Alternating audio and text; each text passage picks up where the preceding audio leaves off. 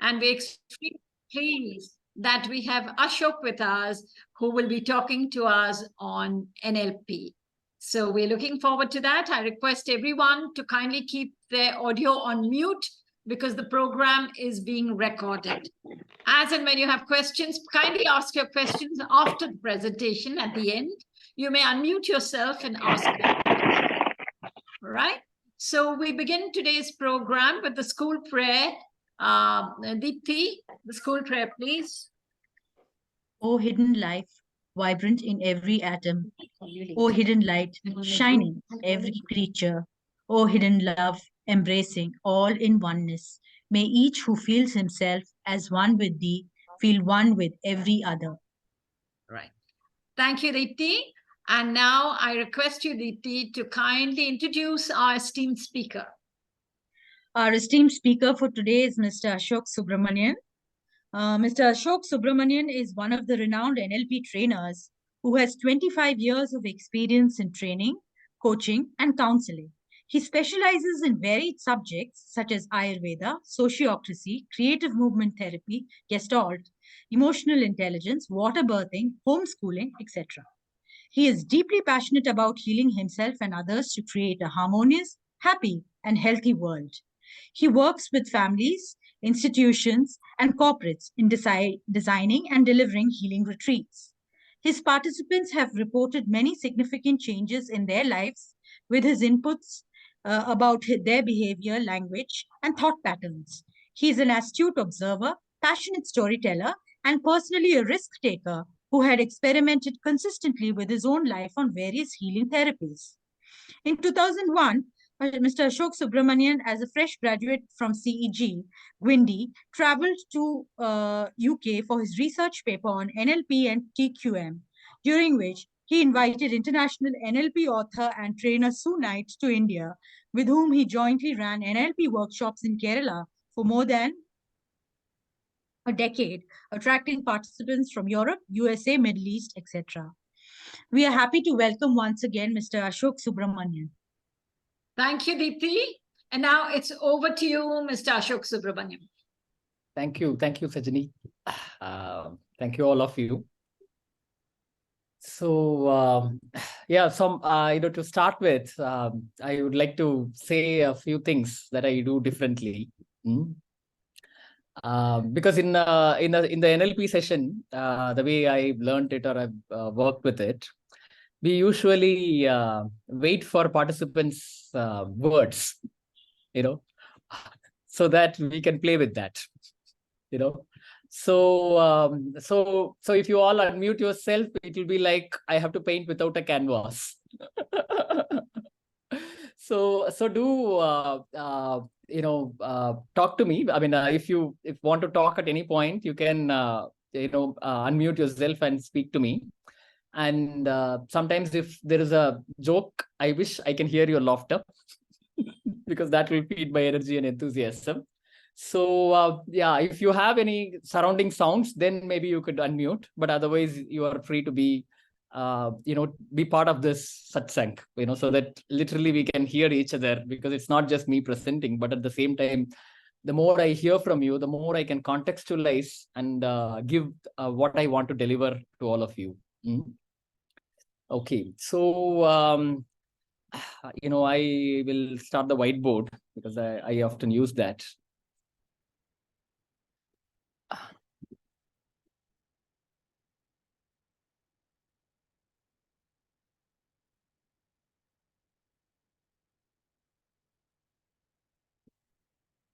Yeah, so I started working with this NLP 25 years ago, and just out of some kind of attraction towards training, some kind of attraction towards working with people, I took on to NLP from my engineering. And the first thing I did was I started to use it for helping barbenders and plumbers and masons in my college, where they came for attending a training program, to help them improve the quality of their work in civil engineering context. Okay. And alongside, I had some quality concepts from mechanical engineering. So I used that 5S and Kaizen to measure how much NLP can improve the morale of people. Okay, and that is where I started. And from there, I moved to UK to present those as research paper. And that, the kind of reception I got for my paper, I moved into this field of NLP totally. And so I started as an engineer. I took to the attraction of helping people. And slowly I moved to healing and retreats, because NLP is almost like it helps you learn. It feeds your hunger. It wants you to learn new things. It helps you to get out of your mind block. So I was going on this learning spree, learning from every trainer that I admired, every concept that I admired, and there was so much about people that was going on. So things went like that, and slowly it ended up in a place where I started to listen people's stories in a very relaxed space, where people talk about what they did expect from life, what happened in their life. And that sort of become a training program for me every time I did a training program for them. So I started learning about people, their patterns, their family, their work, this sort of areas we started to move in. So now 25 years on, learning this, having this form of learning has really opened up a lot of things about life, about understanding people, where they come from. So the first thing that I'm going to talk about is, when we meet people, we are possibly going to talk about, hello, how are you? And then the next question that we are going to ask is what? Can somebody tell me? How's their life? How's life going on? How's life going on? I mean, if you are meeting a stranger, one of the quick things that you're going to ask is, where are you from? The next question would be, where does he work? Where does he work? Okay. And there we get into work and then we carry on, So that's usually the case, But this family, we don't, get invested so much. I mean, we don't ask him, which family you're coming from, what are the patterns in your family. We don't have these kind of conversation. And also usually we get to work. We are morning to evening, we are in the organization. We do a lot of work. Then we come back home and we have little time, in the evening to spend with kids. And if you go to the city life, at least in rural places, there is more time. But in the city places, obviously, children are also busy with various classes. So we end up spending very little attention into understanding the dynamics of the family. So for example, I went to hostel in 8th standard. Okay. And till 8th standard, I was having a lot of ideas or a lot of insights into my family. After 8th standard, I was totally, consumed by the world. The school, hostel, IIT, all these things. Then finally, after so many years of, working outside, then when marriage happened, I came back to my family. That is when I came to realize the patterns that were so important for me were the patterns of my mother and my father, and then my wife, and this became my world, and then how I got to swim through this, how I had to get out of it, and what is happening with my children. This entire space had so much data, which obviously during my school days or something like that, I missed to learn so many things about my own family. Okay. How many of you saw this film, Gangs of Wasseypur?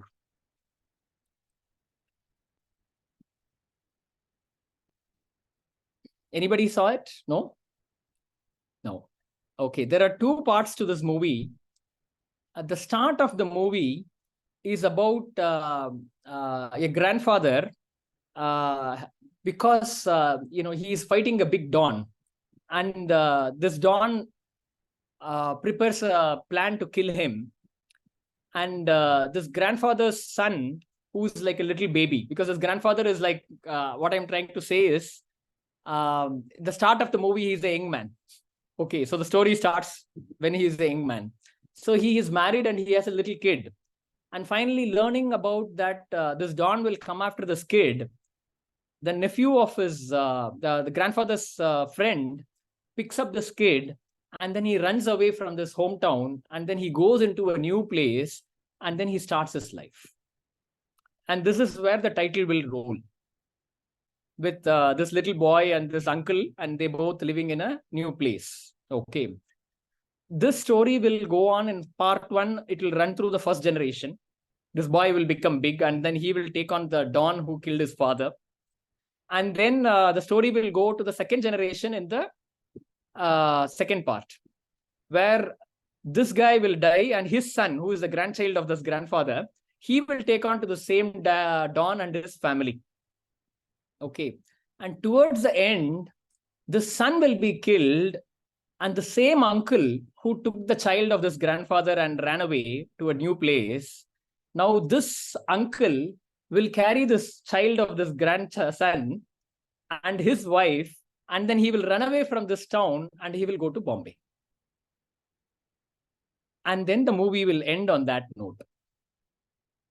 And the same song that played in the title will play back in the end. So what do you learn from this? Can I have some reactions? Cycles, repetitive cycles. Repetitive cycles. As you sow, socially reap. Huh? As you sow, socially reap. As you sow, Socially reap. so you reap. As you give, you get. You get. Yes.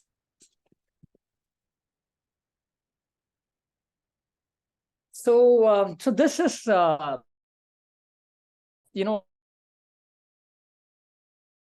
one of the key things that NLP brings. Focus on patterns. So, for any of you who are new to this world of NLP, anything that happens, once in NLP we say, okay, it's an accident. It's an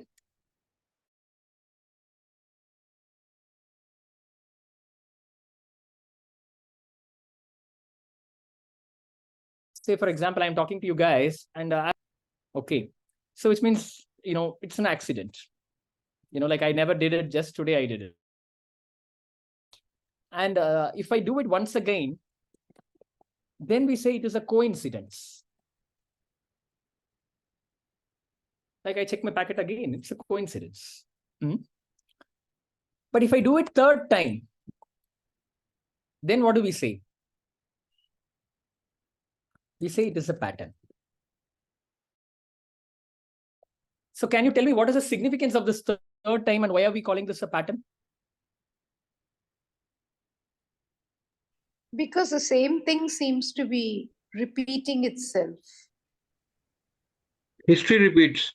Yeah, History it's repeats. just happening again and again with the same, in a cyclic manner. So it's a pattern, just like a design, you know, which is being put 3 in. times, you Yeah. could come to some sort of firm idea that Ashok has this habit of checking what is in his packet when he is delivering a session. So what that signifies is there could be a 4th time. It's not going to stop at time.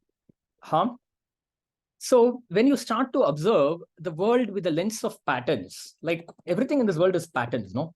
Like I come to Bangalore. What are the patterns of Bangalore? Traffic. Traffic, auto, Pubs. Cool weather. weather, IT. pub. Yeah. So if you know these patterns, you could plan your schedule, or you could make a plan understanding, okay, what are the traffic patterns? When do I start? When do I go back? You know, otherwise what happens? You just go and then you are like, I'm planning something, but I'm not getting the result. Yes or no?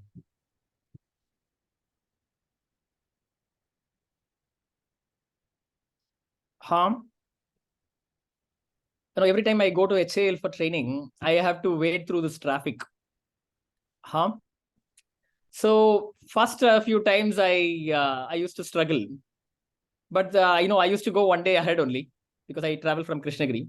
But later what I used to do is I used to start in the night, and then I will reach in time, very less time I will give to traffic, and then I will have a beautiful session, and again I will start in the night and come back.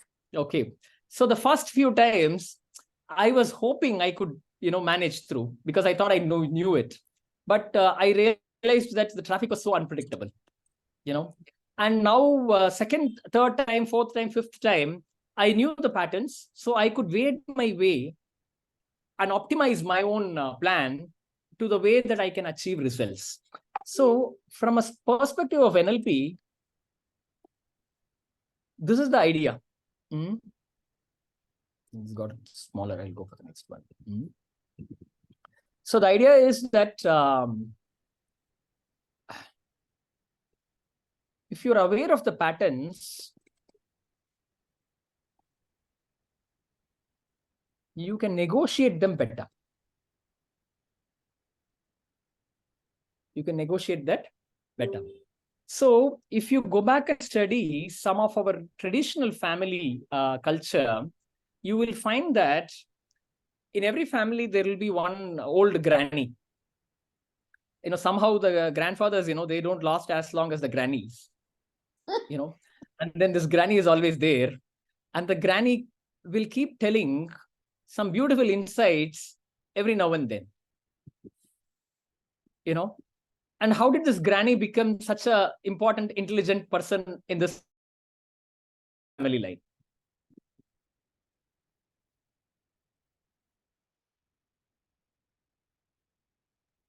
Through experiencing patterns. Experiencing patterns. Patterns. I don't know. I saw this ad. Identifying. Pardon me? Yes, sir. And identifying them. You first experience it, and then you actually identify what it is, so you can get a handle on it. Correct. So she keeps observing. That's the key thing that she does. And then identifying patterns. I remember seeing an advertisement where this lady will be, the old granny will be sitting, and then there will be a big function that will be happening. So the groom will be sitting next to her, and then they will be waiting for the marriage, So this granny will be eating her betel leaf, and then he will ask, you are so-and-so's relative, no? And the boy will say yes. And then he will say, then you are supposed to be that person's niece, no? And then the boy will say yes. And then she will say, then you are likely to be connected to this family line, no?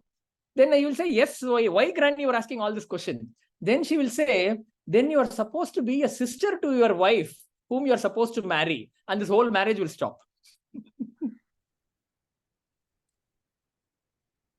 And, so that's the power of anybody who observes patterns. Yes, that sounds a little familiar because I'm a granny myself. But not such an old party, but not yet in that old party stage, but still a party, nevertheless. So there is a song in Tamil which says, even if you are the king of Delhi, you are not supposed to breach your granny's words.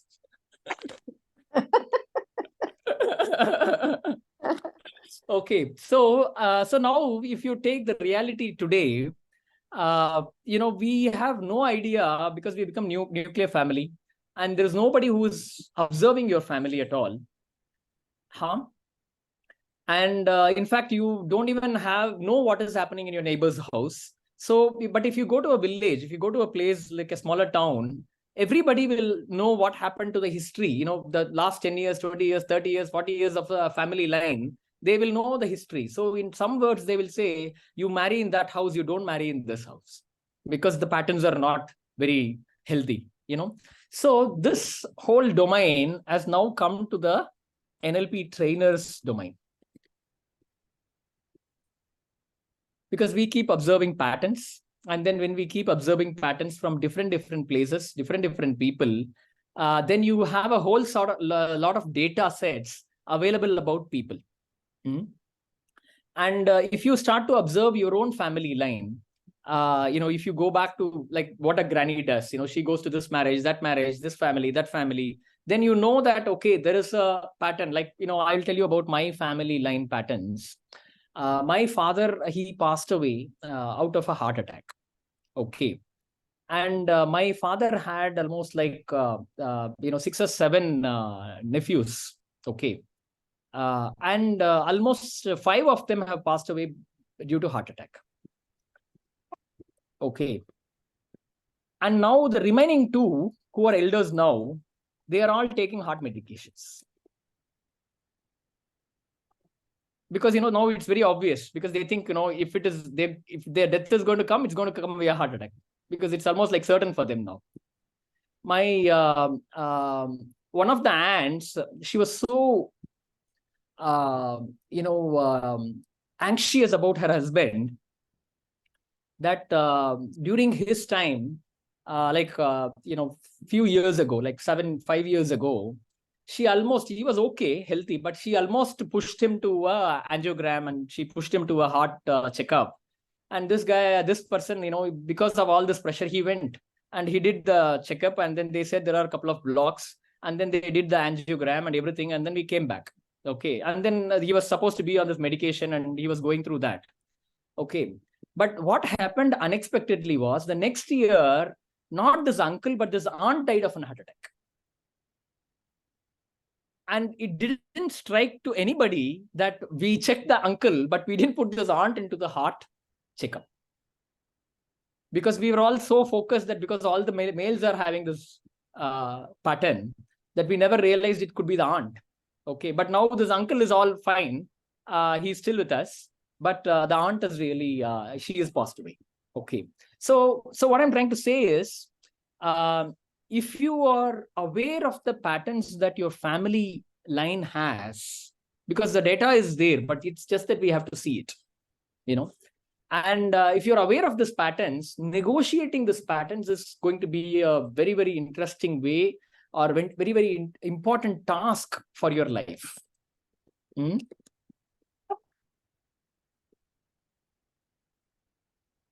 But if you fail to observe these patterns, then obviously it will be like me going to HAL in the beginning. I make a plan and nothing falls into place. And then I'm full of anxious, and I'm like, I can't make it. In that kind of place that I end up with.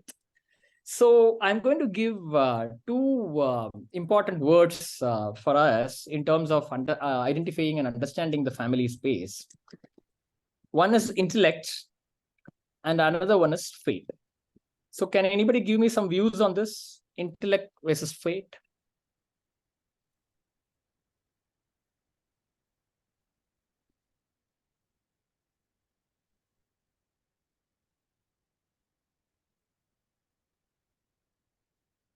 What was the question? In what context, Doctor? In the context of life only. Well, you're saying the difference between intellect and fate, is it? What is the relationship between intellect and fate? One is supposed to be rational and stuff like that. The other one is usually considered as irrational, I guess. So, but sometimes that's what it may be what you call intuitive. So intuitive versus reason-oriented can become an argument as intellect versus fate. Yeah. Fate is something that you, without a question, you accept. You cannot do anything about. Intellect, I guess, you could do something about. Right. Yeah.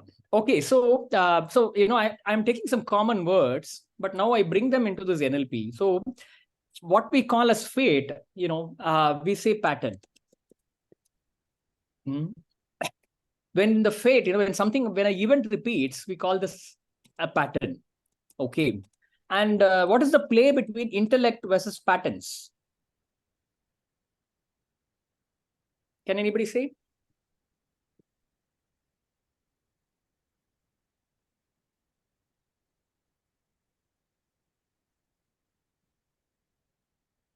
So, for example, when I first went into this, if you go to this example of Bangalore traffic, first when I go into it, I am imagining that I'm going to get down at certain place. I'm going to take a taxi at certain place. I'm going to go within this span of time into this institution. But what happens is I can't book an Ola. The Ola keeps coming, and then it is not coming. Now I learn that, okay, this cannot be reliable on peak periods. So now I use my intellect. Then I say, then I have to do something differently. Then I have to plan in such a way that I have to get down at Bangalore when the traffic is not peak. Then I will get an easy access to Ola. Okay. So the point what I'm trying to say is, there could be certain areas where we call things as fate and go away. But sometimes if you start to use your intellect, if you can dissect the patterns inside them, then you can start to take control over your family patterns. So can I have some reactions?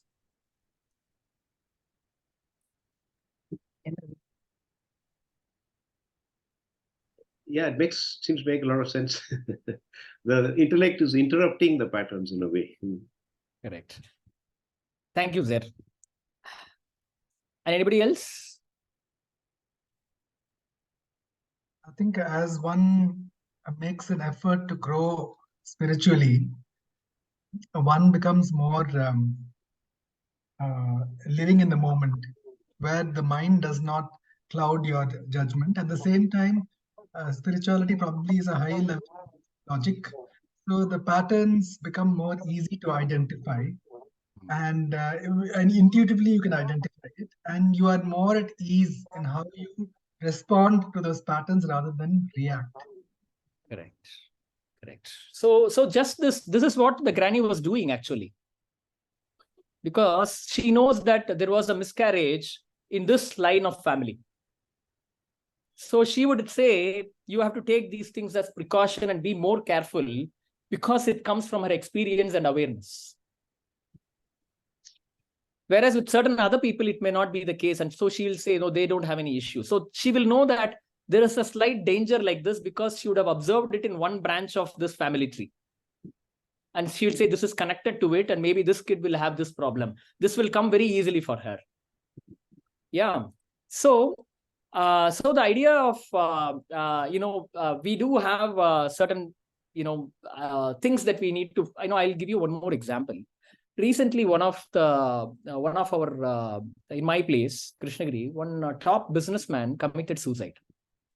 Okay. He's a he had number of, commercial ventures. Everything was going great. In spite of all of this, suddenly one day he shot himself. Okay. And then this whole news become, why after being so successful, what is the pressure, what is happening in the family? This talk was going on in the town. And then somebody approached me and asked me, what do you think about this? I told, suicide is usually a pattern, because if somebody does it, then it affects another person within the family, because they often get to see this whole representation of how this happened and, anything that happens. So I was telling them that the children have to be careful, because, they could get into these thoughts, and they need to take some counseling. Okay. And then the other person told me 5 years ago, their brother also committed suicide, this man's brother. Okay. And so now the point is that you can call it fate, but you can also say there is a pattern running. And so we need to be fully armed against this pattern.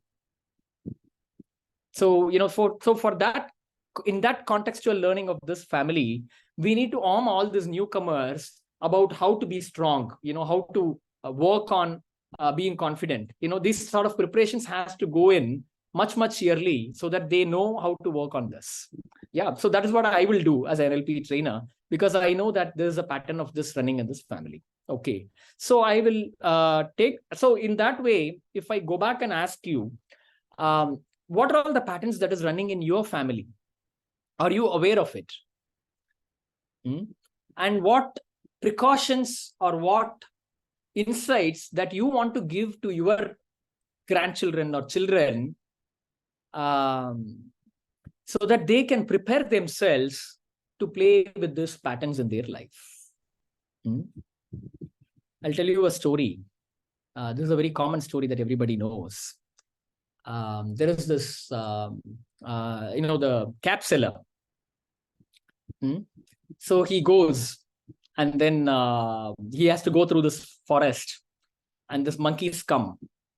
And then the night he sleeps, they take all the caps. Next day, he doesn't know what to do. Then he tries so many tricks. And finally, out of frustration, he throws this cap down. And all the monkeys throw the cap down. So he learns this trick.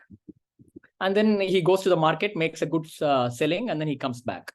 From then on, because the story continues, okay, from then on, every time he goes through the forest, he applies the same trick.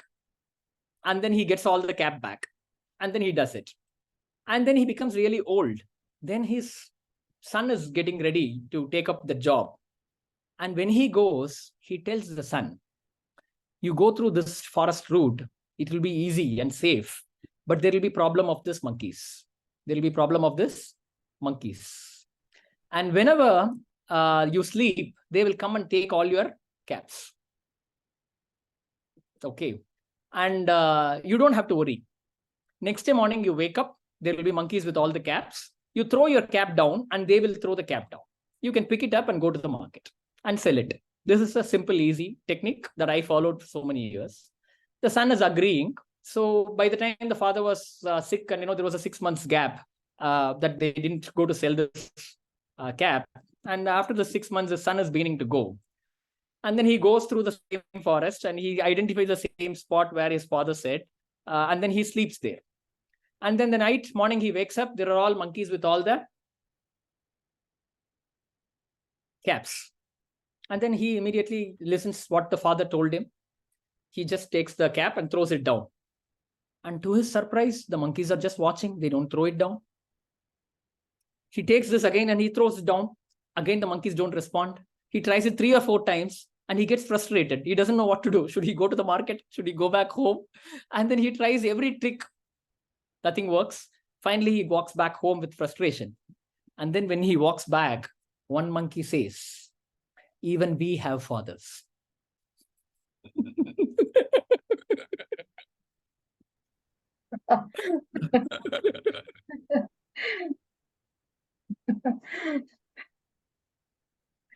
I thought they forgot the pattern. So the father has instructed that every time this man will come and fool us, so you guys be more intelligent. So that is the idea of the work in the family. In my experience of studying families, I have come to a conclusion that families are breeding spaces for specific diseases. So you can go diabetes, then there will be a line of diabetes. If you go BP, there will be a line of BP. So which means you come in, the patterns take over you, and then you end up deceased. And then the next guy comes, the patterns take over him, he ends up in this disease. So if you carefully observe these things, then you can start to work on preparing the younger generation to stay away from the patterns that you are aware of. So the patterns can be health, finance, the patterns can be, relationships.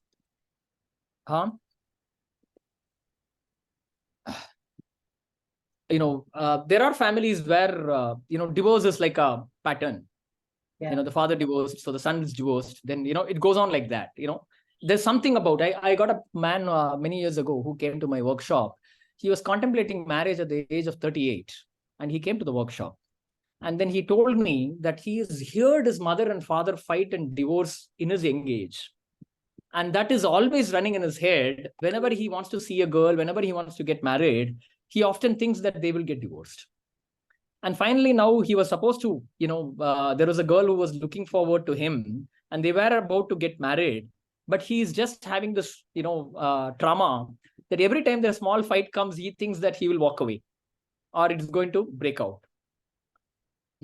So finally, we worked with him, and then we helped him, and then he got married. And but for the time I knew, he didn't divorce.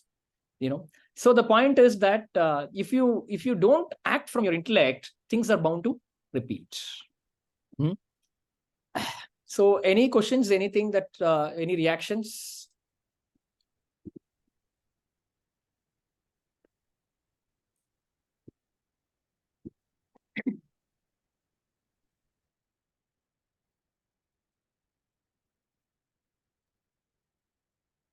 Sir, Anand this side.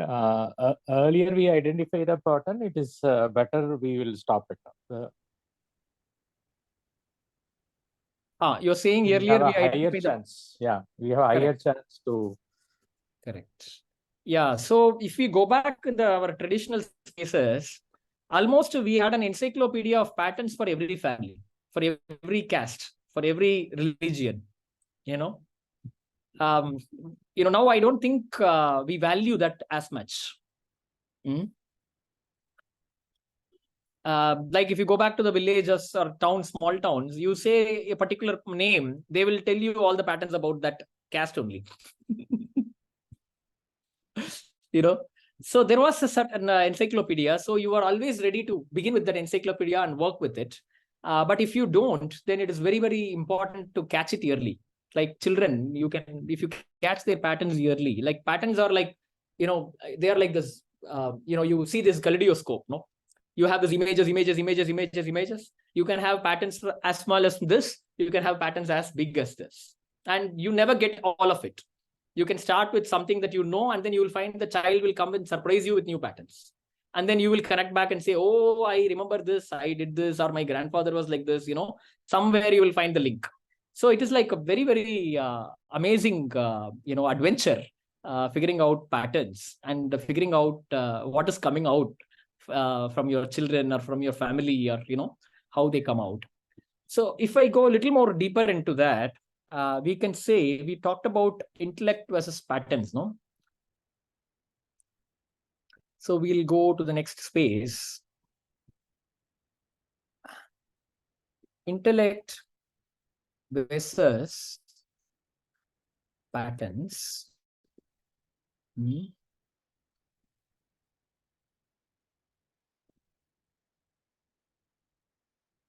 Then we have intellect versus unconscious patterns. So what does that mean? You're not aware of it. You're not aware of it. So because, for you to recognize a pattern, it has to happen 3 times. And if you're intelligent, then you identify the 4th time. But if you are not intelligent, or if you're not observant, or if you're busy with something else, even after 100 times, you don't recognize it.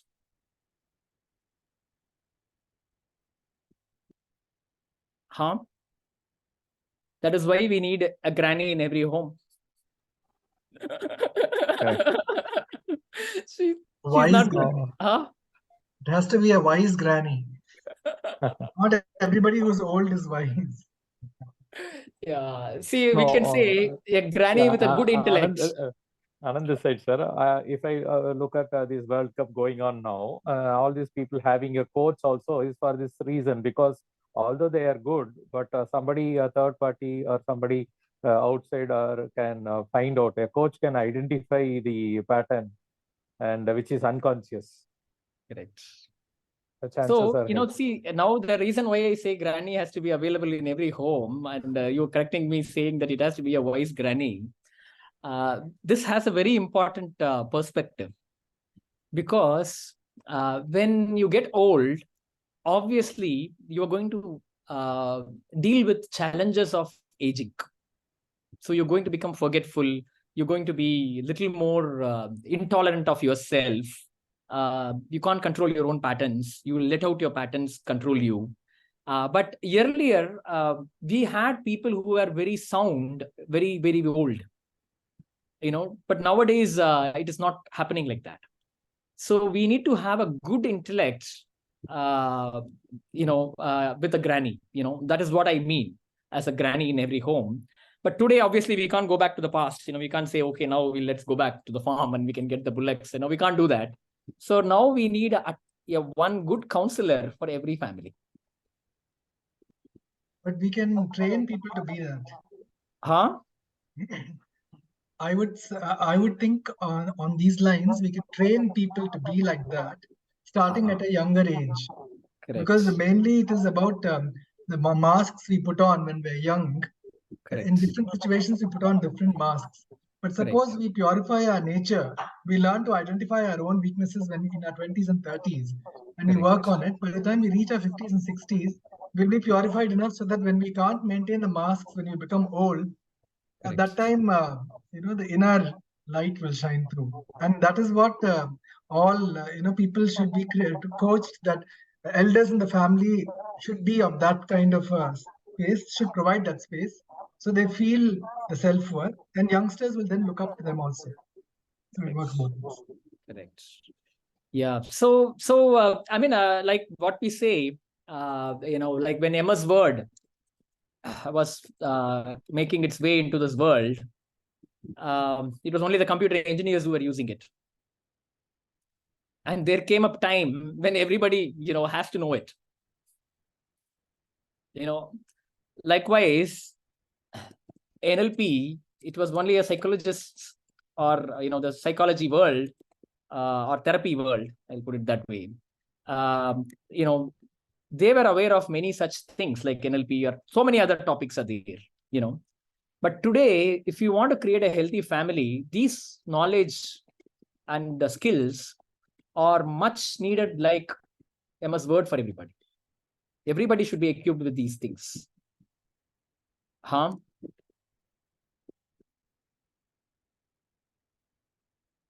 I think the autocorrect. Okay. Yeah. So, so that is where we are heading. So it will be good, if one of your children become a psychologist, then it will be like you will have a full-time work with your own family first. So the question is, how do we work with those unconscious patterns? So the unconscious patterns are usually, it is about finding the relationship between two unrelated things.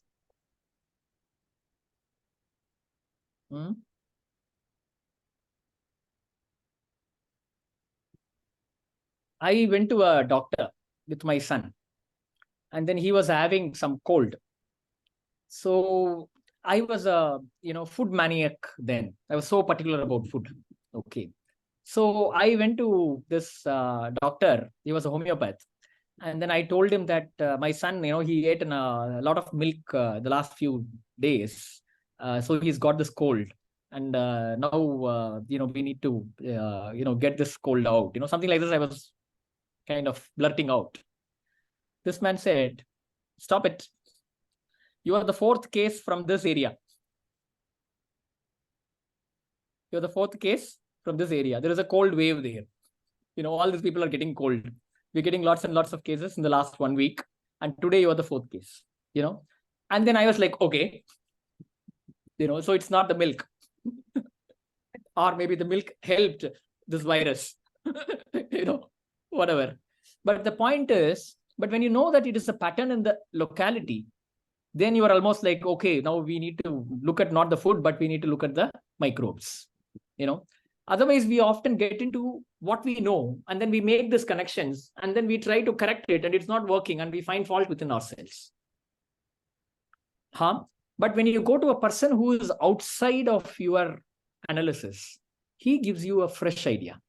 He says, look at that. Now you will be able to work on this. Now you will be able to work on this. So that is the whole domain of NLP, that how you identify this relationship between two unrelated things and then say, look, this happens first and then this results. Like, for example, I talked about heart attacks being a pattern in my family line. When I closely observe, eating non-vegetarian on Sunday is a very, very strong pattern in our family lives.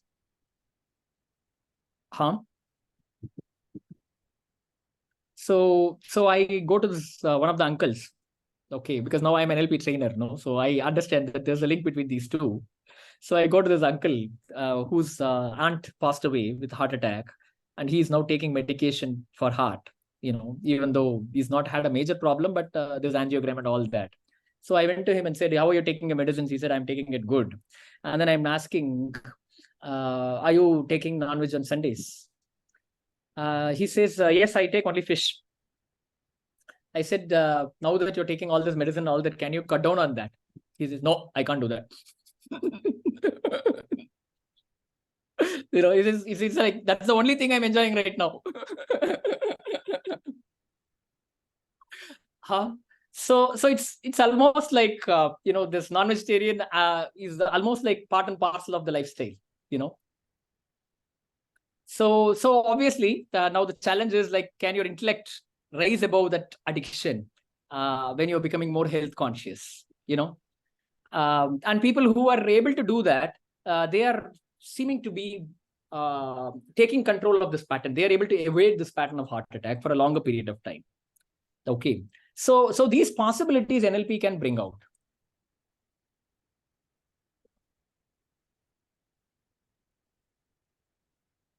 So any questions that you have? We have another 15 minutes to go.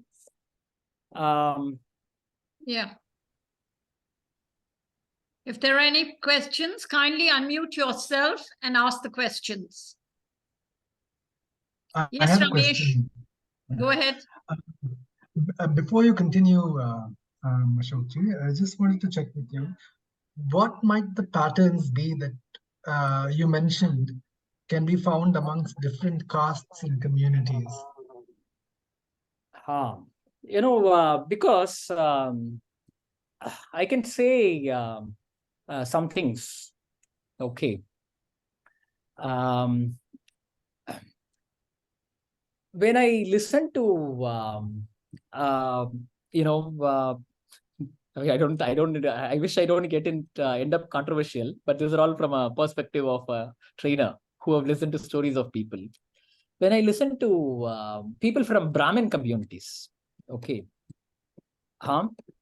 I find their issues are highly intellectual. Highly intellectual. And when I listen to some Christian people, they almost have the formula of, this devil, and some sort of devil connection, to it. Something, when I say devil, I also mean fear. Yeah. Yeah. And obviously, if you go back and study, these are the programs that is run. Like I saw a girl who was so afraid of snakes. Okay. When she got married, she came all the way from Kerala to Chennai. Okay. And then the husband found an apartment. And then she went into this apartment. And then she found a baby snake. And then she jumped on the chair and screamed. That entire apartment, people came into their new apartment. Because so much she had that phobia about snakes. So this husband was a student of mine. And so she brought her to my training programs. And then, one of the first days when we were talking, we were sitting and talking, standing on a grass, and we were talking. This husband, from the behind, he was very playful. He told me, just wait. And then he went down, he took a piece of grass and then rubbed on her leg from behind. She was almost jumped from that place. And then she was so upset with the husband that he did it before everybody. Okay. And I was like a mute spectator because I didn't know what to do, Okay. Then fast forward that, and then we are coming into a place, we are in Nilagiri, and we are doing a trek. And this girl is there, her husband is there, and there's a different group. And we are walking along. And then she was a little afraid of the trek. And finally she said, okay, we'll come. And she was coming along. So I was walking with her. And then I asked her, today is a beautiful day and we are going for this trek. What are you thinking? Okay, something like that I was talking. She said, I know I'm going to see some snakes today. Okay. Then I asked her, how do you know? Okay. She says, I know from childhood what sort of areas snakes usually are. She showed me that as we walked across, she showed me some bushes, some stones laid down on the right, on the left side of the trek. She said, see, these sort of areas, you will find snakes emerging out of it. You know, I was looking at the scenery, I was looking at the breeze, I was looking at the pollution-free space, but she was looking for snakes. And then I asked her, when did you start to, identify the snakes? She said she grew up in a house in Kerala, which had a lot of woods around their house. And every day she used to go and play in the woods, some snakes will come. And her mother used to teach her that snakes are evils from biblical point of view. And if you don't read the Bible regularly, these evils will come and approach her. Some sort of, storyline that she put in the mind for getting the Bible and Jesus into her heart. I told her something missed, something flipped. Instead of Jesus coming into the heart, now the snake has come into the heart. So wherever she goes, she's not thinking about Jesus now. She's now thinking about the snake. And she almost finds one every day, or everywhere that she goes. I'm not saying every day, but, wherever she goes, she almost looks for that. And she has the talent to figure it out even before the snake leaves that place. Okay. So, if you go like this, it's like an encyclopedia, but we can start to help them that, because they come from a certain programming, you can look for a certain kind of connection to their programming or their culture, that the problems that they get is a result of unresolved patterns in their culture. And that is where a lot of things, change. People say, we want to come out of this, we want to come out of that. In every religion, every caste, you will find rebels because they are attacking those patterns, because they recognize those patterns. Yeah, I hope I answered your question, sir. Yes, Ashokji. But I'm just curious to know some more patterns, but I definitely got the idea. Yeah. So, if you want to know more about patterns, you can become a counselor. You can start to listen about stories from people. That is the easiest way. Or you can come and attend my training programs. I will give you all the relevant patterns that I know about what is useful for your life and your context. I do counsel people, yes. Pardon me, sir? I do counsel sometimes. I do counsel. Okay. So that is a good start. That is, you get it firsthand from people. Yes. Thank you. Any more questions? Hi, Ashok. Yes. Go ahead. Yeah.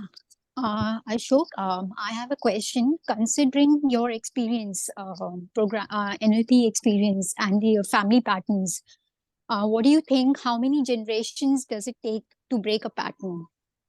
Very vague question, but yeah, for my interest. I think we all have the talent to keep the patterns forever. Okay. So we are very happy to just be a lazy person and then say that, okay, because of this happened, because of this happened, but it really requires a strong force. I can tell you one straight away a strong answer, a good answer for your question. Yeah. There was a man who wanted to go to the bus stand.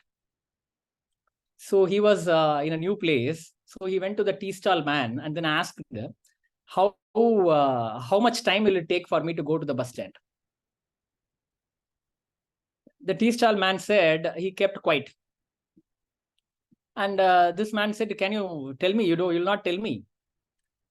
He didn't say anything. Then afterwards, this man not getting any response, he started walking. And after he started walking, the tea stand man told, you will take 20 minutes to get to the bus stand. This guy said, when I asked, you didn't say.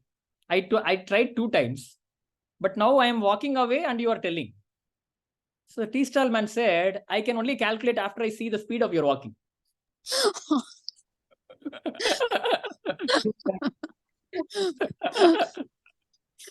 Yeah. Mhm. Okay. So I'll carry on again more with the story. So this guy says, is there a way that I can go quicker? Huh? Is there a way? Because I think you were going to ask this question to me now. Huh? So Yeah. the tea stall man again gives the wisdom. He Hmm. says, look, there is a dog which is sleeping. You throw a Okay. stone on the dog, you will go in 5 minutes. Okay. So if you want to get rid of a pattern quickly, then look for the dog and throw the stone.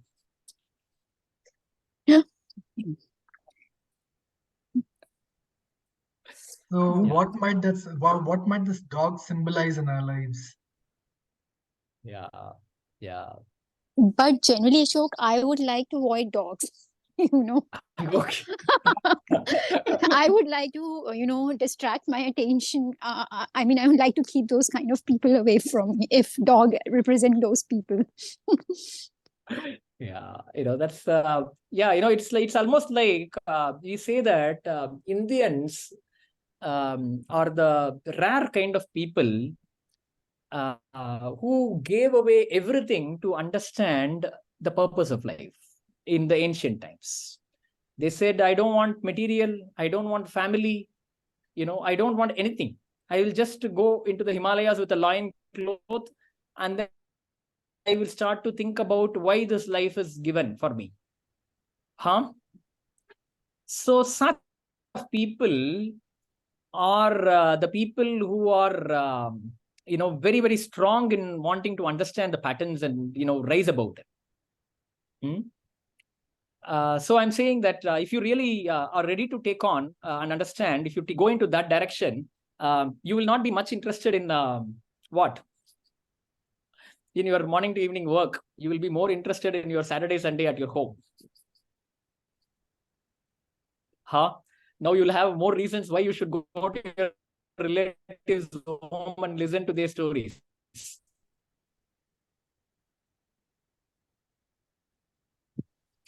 Yeah. Hmm. Huh? You're all there? Yeah, I'm here. Yeah.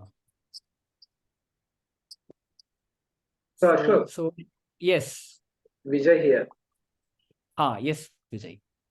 So what you're trying to say is, so patterns have some inputs. They are not in air. So they have a consistent input from our side. And if we recognize those inputs, we can break those patterns. Is that what you're trying to say? And that dog is one which represent where I disturb that input. See, the point is, I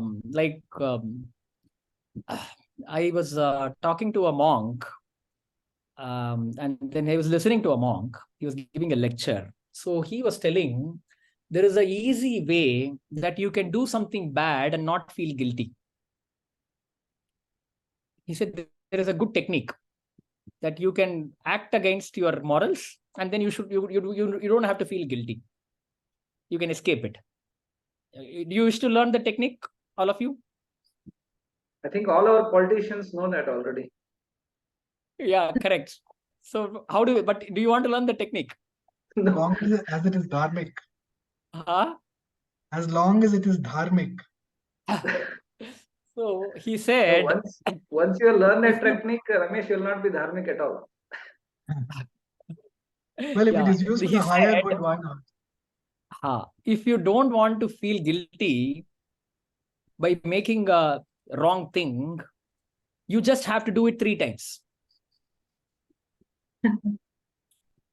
Because first time you will not sleep. You will say, "Arey, why I did it? I did it. Oh my God, Second time, you will say, what happened? I don't know how I'm becoming like this. Third time, you'll say, everybody is doing it.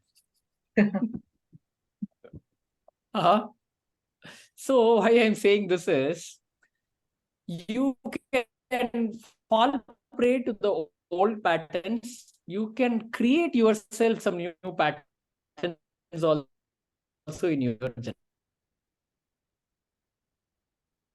Sorry, can you by repeat? going into some wrong company. By be excellence Lost. to your home, you can bring patterns of limiting patterns to your home. Harm? I mean, I lost you in the connection. So you said we can create new patterns. Harm. No, but it is Of easier. excellence into your home, into your family line, you can create patterns of limiting patterns into your family line. So there is a lot of scope. You could identify patterns which are already harm. Yes, I'm listening. Yeah, correct. So you can identify things that are already hidden in your family line, which is harming you, which is not helping people around, or you can bring in new patterns which you think will be a consolation or a healing to your family line, because there's so much awareness, so much discovery, so much knowledge today. And or you can also bring in, you can drink and you can become a drunkard and you can pass that pattern to your children. Yeah. So all these possibilities exist. Like, for example, when you told about that heart-related ailment in the one of the family. So, okay. Yeah. So, as this recognizing patterns, for example, my father-in-law and my mother's side. So my wife's side and my mother's side both had a heart ailments and diabetic history. So what that made me to do about 13 years back is that when my son born, there was still, I think that facility is there, preserving the stem cells. Okay, so looking at these patterns, I didn't know on that time these are patterns. I just observed that there is something happening from my mother's side and my wife's side. So I thought it is better for a safer side, preserve his stem cells. Yeah, so I got it preserved.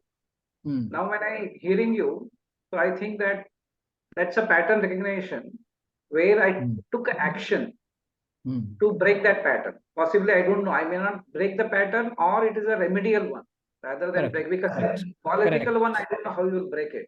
Correct. So I'll tell you, it's a remedial one, as you said, like in Ayurveda. Okay.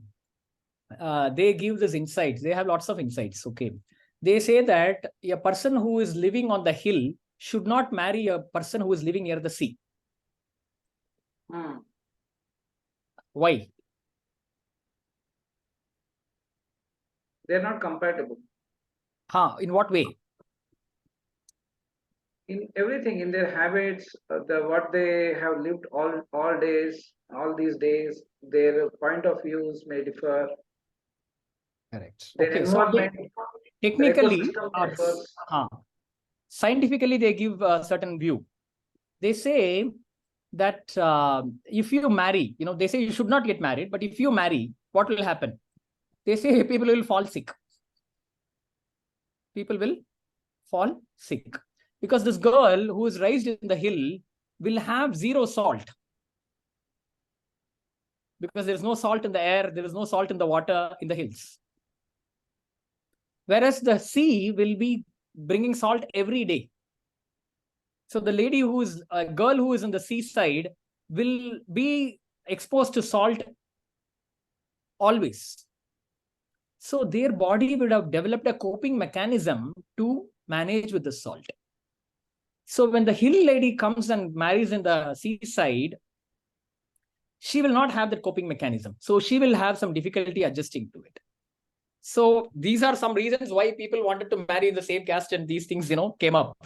But now we have become rebellious. We are like, we can do anything, And obviously, everybody has to adapt to the new culture and new customs and the new environment.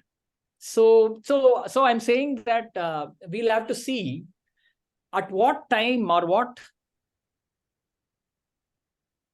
phase of your generation cycle this diabetic emerged. What did they do or what did they not do? What shifted? That will give us a lot of insights, but we need at least one granny or 2-3 grannies for that. Yeah, because data they is have lost. that knowledge.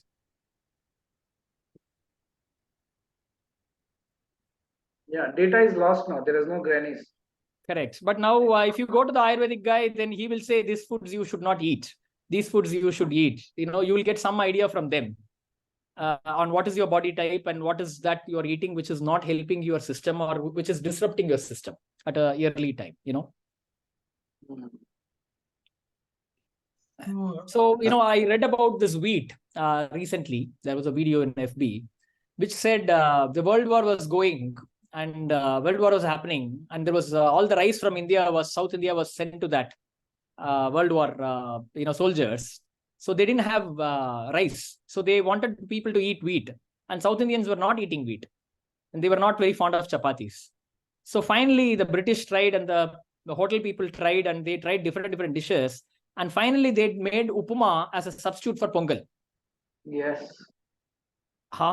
So like this, we suddenly change into something because of socio-economic reason or whatever. You know, we get into a new pattern, and then we have to see how that impacts our system.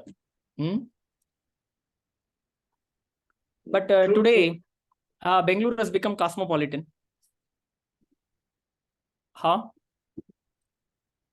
So even if you go to New York and if it is freezing cold, what you eat, you can eat in Bangalore only.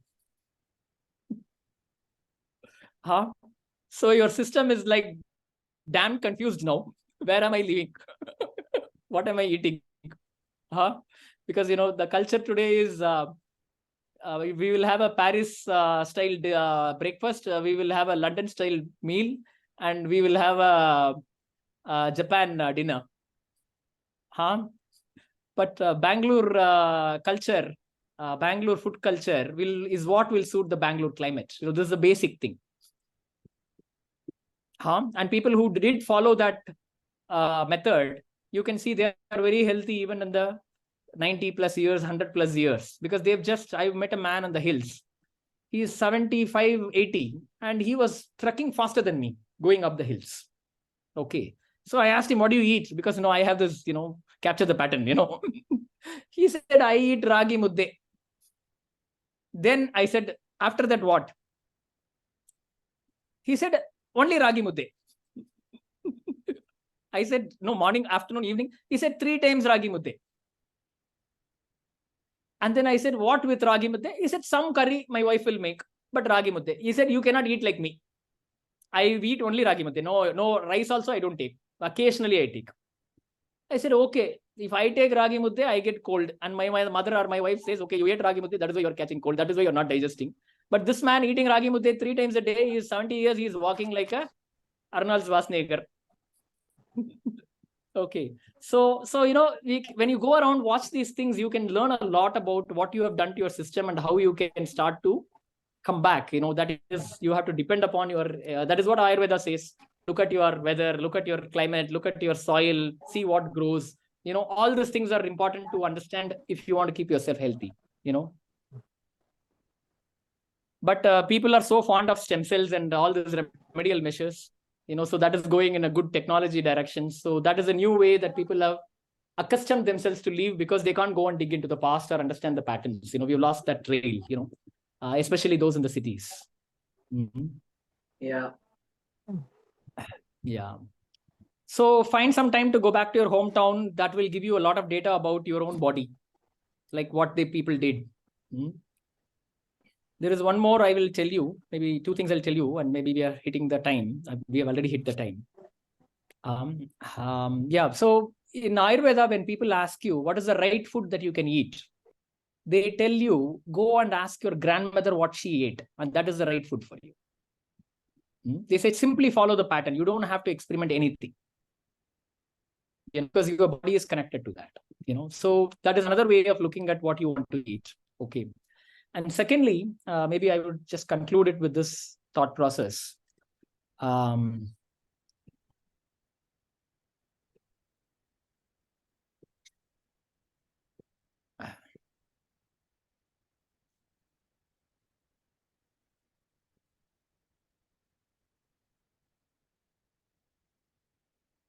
You know, we talked about many things. So finally, I will talk about patterns versus people.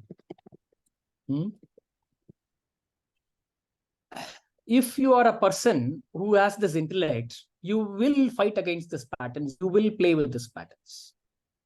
If you are not aware, you will become a puppet. And I think today we have certain awareness, we have certain intellect. So in certain areas, we are fighting. And certain areas, we just end up as puppet. And then we just say, we go for the remedial measures. And then we don't do that enough homework to find out how this came into the first place. So my end message or end question for you guys is, so yes, Janakiram sir is saying NLP is no longer puppet, because they went on the spree of doing different words for NLP. So that is like perfect. Yeah. And so from being a puppet, can we start to become people, and then start to become, sharpen our intellect in observing, identifying patterns. And NLP has a lot of, the entire subject is about identifying and changing, and how do you get into new patterns, and how do you find patterns of excellence. So this entire subject has a lot of relevance to families, for which almost nobody has time, unless you hit a problem or a roadblock. But there is so much work that we can all do in addition to work for our own families, and we can get into this new learning possibilities. And Uma, you have asked a question on how to identify our own patterns. Uma, if you're yes. Yes, sir. Yeah. Well, one easy way is ask your husband or your mother-in-law. Okay, sir. They will, everybody usually is not aware of their patterns, but everybody is aware of others' patterns. So if you ask them, they will give you tons and tons of patterns, and then you can take those patterns and come to a counselor. They will tell you how much is yours. Okay, sir. Yeah, sure, sir. Or you can start to observe yourself watching the mirror, that 5 minutes of 10 minutes of meditation every day. The purpose was that you can catch those patterns. So you could try that as well. Okay. So thank you, sir. I think you can give me your feedback on your text box, or you can say it verbally, and then we can close. I hand it over to. Right. Thank you so much for a very interesting topic. Looking forward to hearing you again and going through something, to change our pattern. But that will have to be face-to-face. We can't do that on a video. So with this, we've come to the end of our talk. And I request Ramesh to kindly propose a vote of thanks. So I have put my mobile number on the text box. So anybody who wants to, text me or message me, you can reach out to me. Sure. Thanks. Over to Ramesh. Thank you, Sajani. Thank you so much, Ashok ji. I can see that you really are a person who has balanced your mind and your intuition, maybe intellect and your intuition very well. And also you're coaching us in that way. Thank you so much for this unusual take on neuro-linguistic programming. We have been as a group. Sorry, am I audible? Okay. We have been as a group exposed to the idea of neuro-linguistic programming, and we have also gone through some kind of personal neuro-linguistic programming too, long back. But the way you have, the way you brought out the topic today was very different. It's very obvious that you are a natural scientist like the yogis in the past. You must have been a yogi in your previous life. I mean, you even look like that, the behavior patterns, a very jovial yogi, I must say. So now, what was amazing was that when you said we can recognize these patterns within ourselves and our family trees, that is something that most of us don't really do. We can actually make a difference by changing those patterns, and that really kind of struck a chord. And I believe I can see great potential in being able to coach people to create new patterns that are based on a higher consciousness, not necessarily, to use that technique where you said, even a bad habit, you can be not guilty, but to turn that around and make a good habit so that you can be uplifted. So thank you so much for sharing these techniques. Kindly mute yourself. Whoever's thank you. talking loudly, please mute yourself. Yes, go ahead, Ramesh. That is one of our patterns that we have to identify as a school of ancient wisdom Sathsang group. So thank you so much for helping us identify these patterns and for giving us an idea. And I'm sure you must also be helping communities identify patterns in such a way that we can become a more stronger community. Like, for example, how do we identify our own patterns so that when we become old, we can be wise grannies and grandpas for our families? And that's very important. That's very crucial, in fact. In fact, many of our community members here in these satsangs are in the age group where they are entering grandparenthood as well. And really inspires us and helps us also take a leaf out of their book, like how Mom and Isa used to, and many others, where they were such an inspiration for us because they kind of developed patterns which were empowering. Right till their last breath, they were empowering. And that is the kind of energy I see in your program. So thank you so much for bringing us that energy. And we'd love to get in touch with you. And we'd love to have a workshop with you to identify these kind of patterns and take it back into our lives in the future. Thank you so much. Thank you. Thank you, Ramesh. Thank you, Ramesh. Okay, thank you everyone for being with us today. And we look forward to seeing you again next Thursday. And I hope everyone had a good Diwali.